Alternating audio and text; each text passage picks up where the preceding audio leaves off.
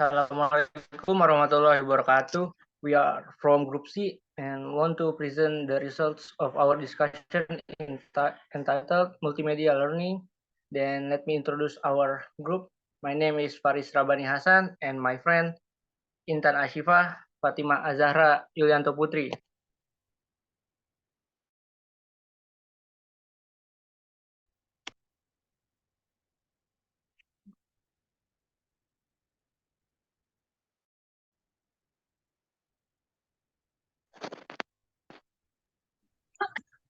Learning with graphics and work is referred to as multimedia learning. Presentation of material utilizing both word and graphic improving learning is referred to media. The gist for multimedia learning is based on the assumption that learners understand explanation when it is delivered in words graphic rather than multimedia communication can be delivered via media or sensory media. Next. There are three assumptions: human process information. The first one is assumption, limited capacity assumption, and the third is the active processing assumption.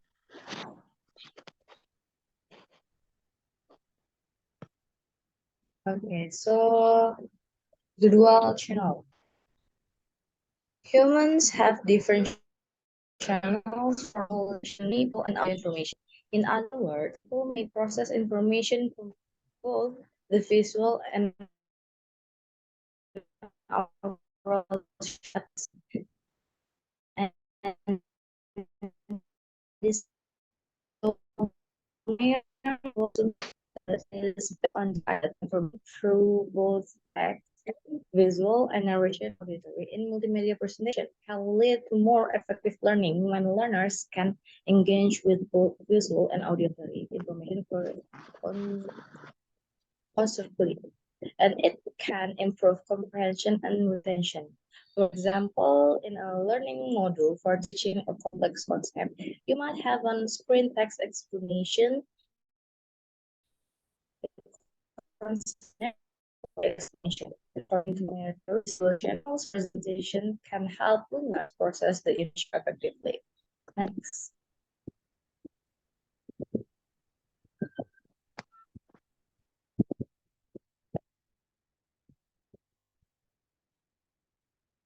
The limited capacity assumption.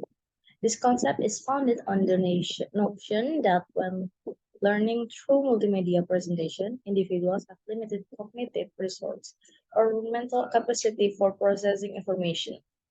For example, when creating an instructional video, it's essential to keep the content clear and minimizing visual and auditory distraction. This way, learners can devote their cognitive resources to understanding and retaining the core educational material, aligning with the limited capacity assumption and mere broader theory of multimedia learning. Next. And next, my friends will tell about the active processing assumption. Okay, the active processing assumption. This concept is that humans must actively engage in cognitive process to learn new information, rather than just passively absorbing.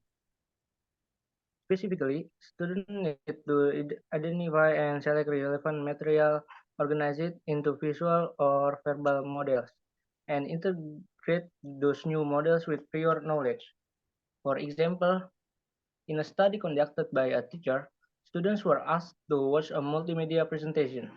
The active processing assumption was applied by having the students actively select and organize the incoming information, as well as integrate it with their prior knowledge. Next.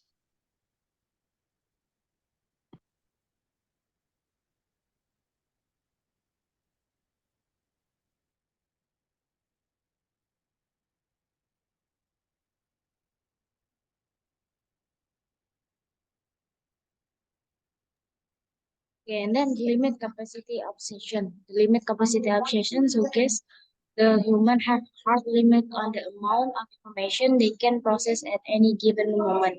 This is probably intuitive to anyone who sits in a bar and try to watch several games at the same time or try to listen to the news while having a conversation. So in the limit capacity of session is like their student is not all the student that understand can how you are teaching and all the student get the limit for the study. Next. Next, about boundary condition. That's boundary condition refer to the core context or condition under which major principle and values for multimedia learning are most effective. This condition help solely when specific principles should be applied and in what context. Next, we will continue by my friend. Okay, so the next is principle of multimedia learning. The first one is the coherence principle. For the coherence principle, when the information is provided in the mode or visual or aura that matches to the learner preferred learning style, it is more easily absorb complicated visual information. For the example, may be better presented through animation, but complicated verbal information may be better conveyed through narrative. And the second is the signaling principle, the significance of employing cues or signal to highlight key information in multimedia presentation. Signaling is used to direct the learner's attention and focus on the most important topic.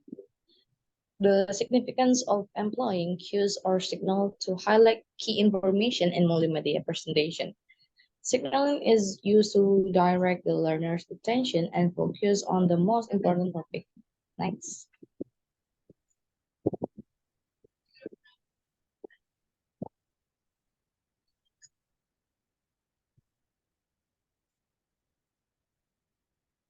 The third is the redundancy principle. Presenting the same information through both visual and auditory channels can overload cognitive research. To optimize learning, multimedia should avoid unnecessary redundancy and present information seriously.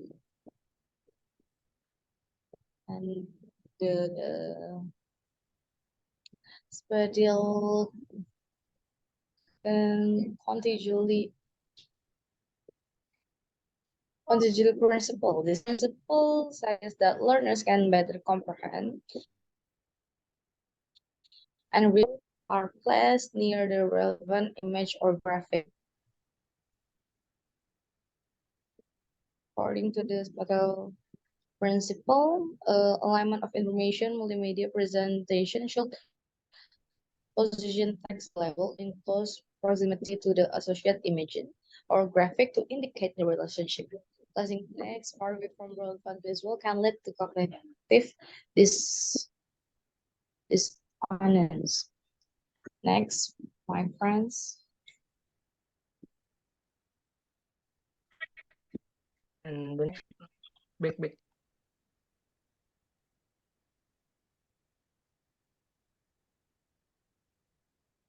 There is temporal contiguity principle. Temporal contiguity principle is directly related to the principle of spatial proximity, but notes that when displaying corresponding text and image, they should be presented at the same time rather than consecutively or appearing sequentially. For example, when presenting an animation or graphic, the narration or audio should happen at the same time as the related graphic on screen. This allows the student to integrate the information into working memory more easily than presenting them separately. And sixth, the segmenting principle. Segmenting principle is a concept in multimedia learning that suggests people learn better when information is presented in segments rather than as a whole lesson. For example, lesson material can be divided into smaller topics and from screen to screen, only one topic should be introduced. Next. Next is the pre-training principle. The pre-training principle is a concept in instructional design that says learners should be introduced to key terms and concepts before engaging with the actual lesson material. And next, 8, the modality principle. The modality principle is a concept in multimedia learning that states that people learn more effectively when information is presented through a combination of visual and spoken word rather than visual and printed text. Next.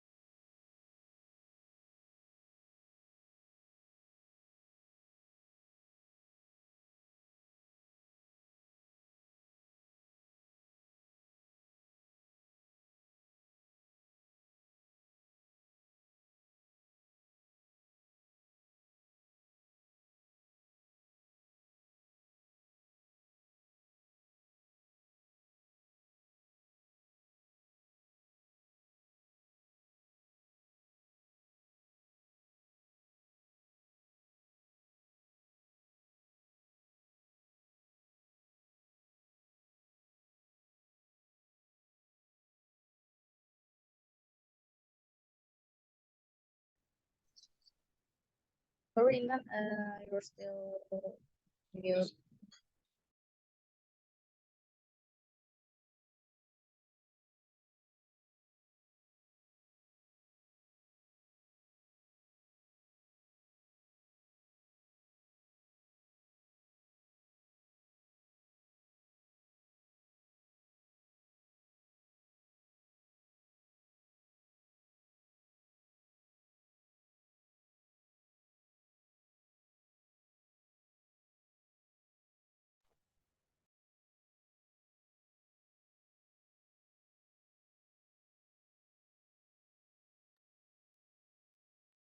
Sorry, I'm repeat.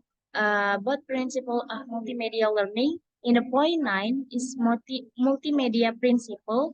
Teachers who provide material include an explanation video or YouTube link content and explanation of related material. In this point, that I give directly the example how is multimedia principle is. Multimedia principles like when some lecturer or teacher give your link YouTube or video that when you understand your assignment how doing with that video. And for the point number 10 is principle of personalization delivery to a student and student and is different. I mean in this student mean is like junior high school and with mahasiswa like that. For example, delivery to junior high school, we must be a patient how we give to the student that examination or like assignment like that.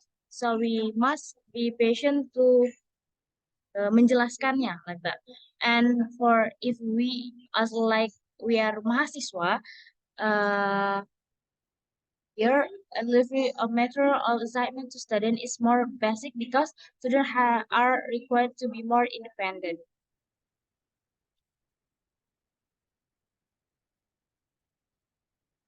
Next is in the 11th point is the voice principle, which when a teacher records the original voice to explain a material. In the voice principle, like when your teacher or your lecturer that give you assignment and she or he give instruction with them voice directly like that. And in the point 12 is the image principle. When the teacher present a material, it's enough to use sound alone by displaying your presentation point without visualizing the video yourself, which is called the drawing principle. Like that. So for the next is I give to Faris.